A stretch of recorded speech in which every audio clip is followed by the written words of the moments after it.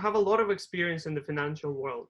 You have worked, as you mentioned, you have worked as an advisor to a number of high-profile corporations and financial institutions. And you mentioned this quote of Winston Churchill on your website: "A pessimist sees the difficulty in every opportunity, and an optimist sees an opportunity in every difficulty."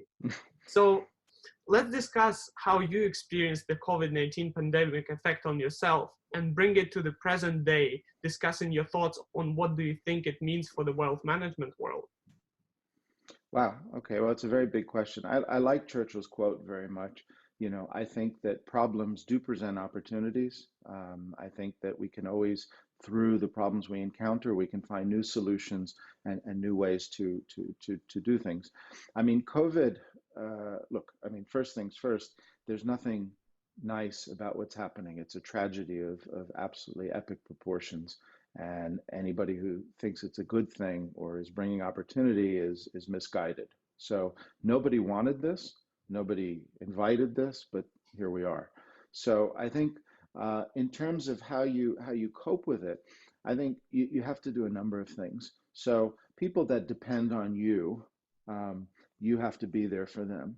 Yeah, you have. So in my case, you know, I have my wife, I have my 3 millennial daughters.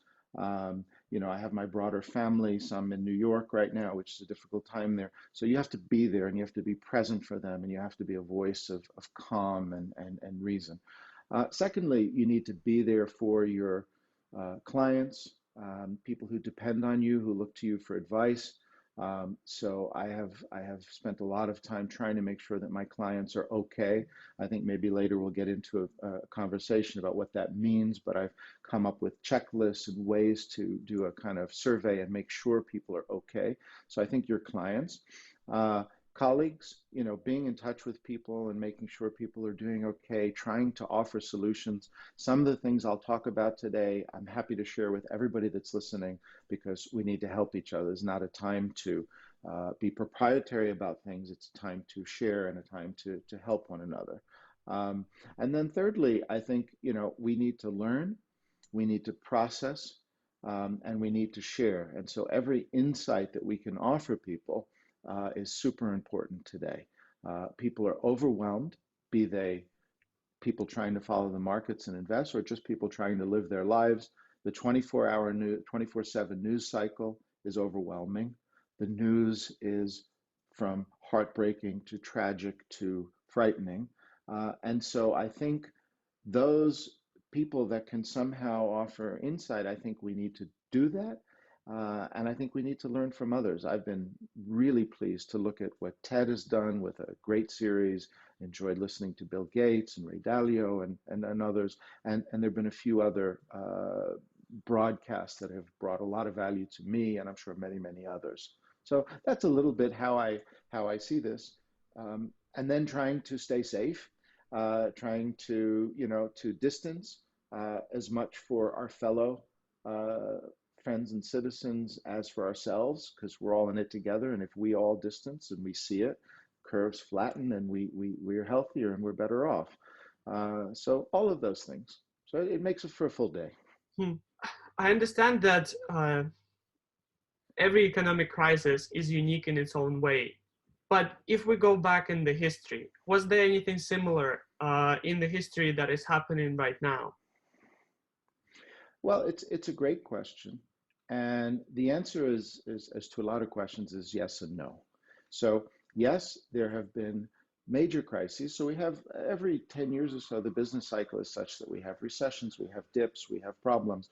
But in terms of major crises, we have the 1930 depression, we have 9/11, we have 2008. So in recent times, we have a couple to really look at. And by the way, Ray Dalio spent about an hour on this the other day on TED. So for those that really want to go into detail, listen to what he has to say. But what I would say is the following. I think today's crisis is different, however, in a couple of important ways. You know, number one, we are, I think, to use a metaphor, I think we are in an induced coma in terms of our economies. We've basically taken the economies and put them into a partial coma, meaning we've shut down certain operations and certain ways of doing things for the good of the economies in the long term as a patient who's been through a trauma, right? And so I think we just have to accept that. And so I think that is unique. I can't think of a crisis where we actively did that, where we disabled parts of the economy, told people to stay at home, and effectively stopped economic activity for a greater good, of course. So that part, I think, is pretty unique. I think the other part that is pretty unique is that we, at least in our lifetimes, have not confronted a pandemic that is so widespread and so difficult to predict where it will go. And so it's a moving target. And I think that makes this more difficult because we don't know what tomorrow will bring. Now, to go back to your question, there are parallels in history that help us a lot. So what did we learn in 1930 and in the recent crisis? We learned that there is a way to stabilize the economy, that governments through fiscal measures, that central banks can step in and make a difference. And I think that, and they've done it on unprecedented proportions. So the levels of the stimulus that's being offered at national levels is pretty much unprecedented. So that we know how to do. Central banks know how to provide liquidity. They did that very well in 1930. They did it very well in 2008. So there are some lessons from the past that we can take away, I think, that are very valuable. But I do think those two first points of being in this induced coma, as it were, metaphorically, and having all the uncertainty of what is going to come from this, because a lot of things we just don't know, makes it different and difficult to manage. I like your comparison to an induced coma, because the main difficulty with induced coma is bringing back to life. You never know, you don't know if you will be. So that's my second question.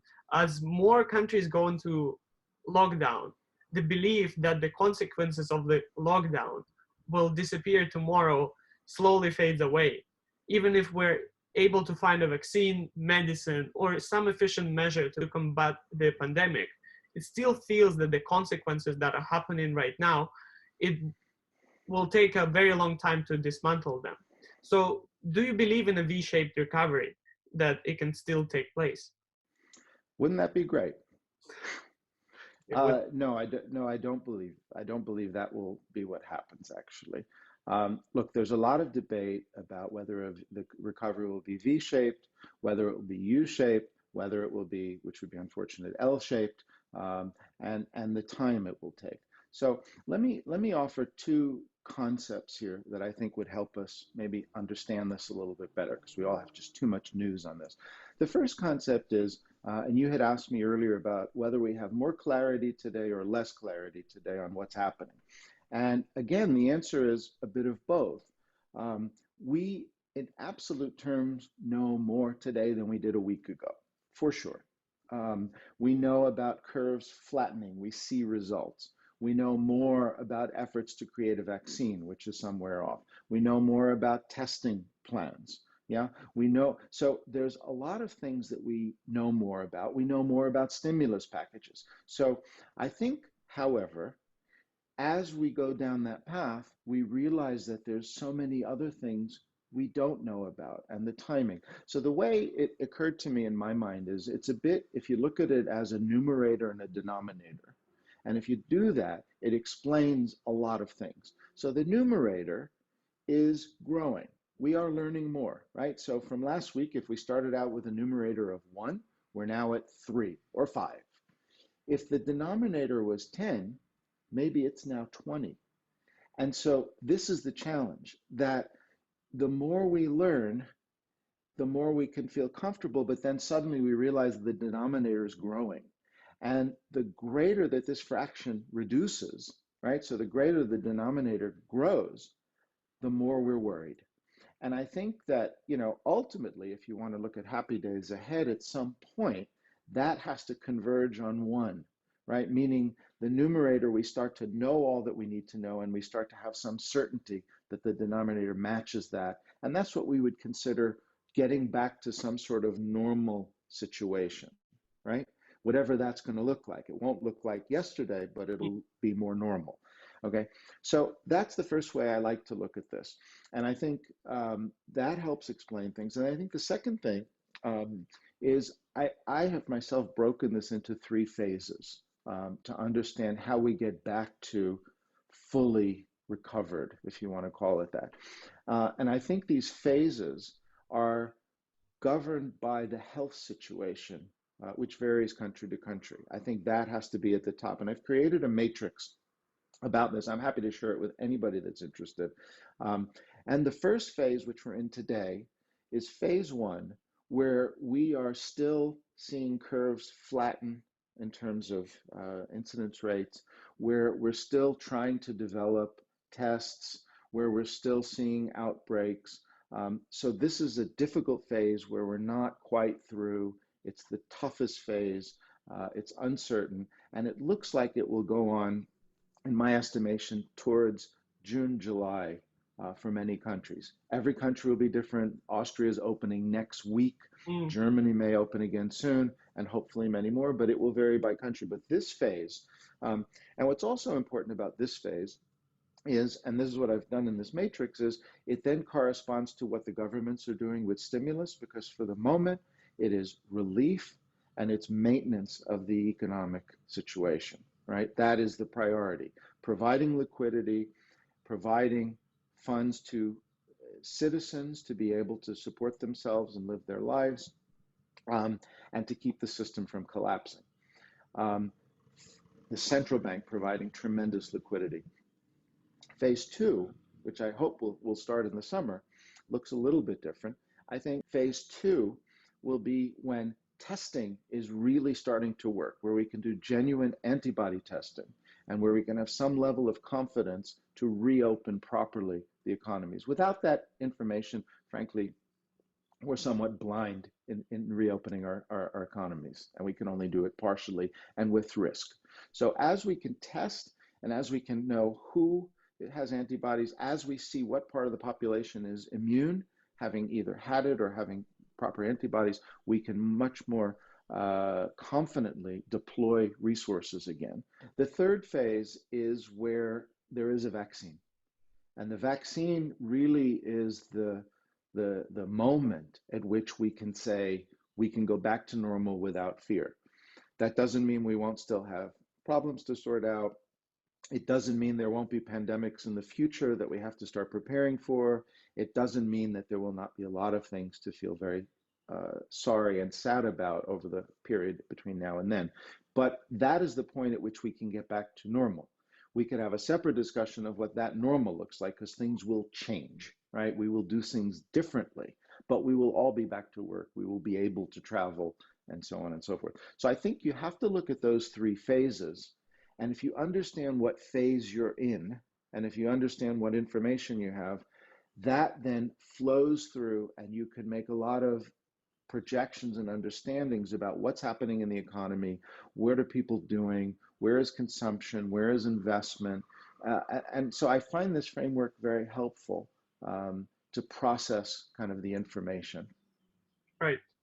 For anyone who will be interested, we will be posting this framework in the description of the video or the audio that you are listening. So you will be able to download to see what we're talking about here.